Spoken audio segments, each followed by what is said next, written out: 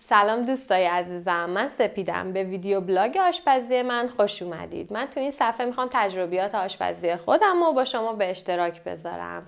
خیلی برام نظراتتون مهمه، حتما برام بنویسید. خیلی خوشحال میشم اگه دکمه قرمز این پایین سابسکرایب رو بزنین و منو دنبال کنین. امیدوارم از دیدن ویدیوهای من لذت ببرین.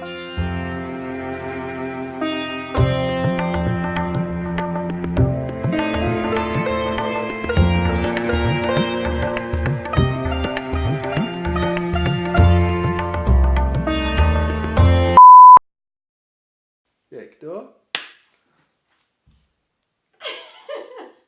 میشه هر خندم تموم شد دیگه.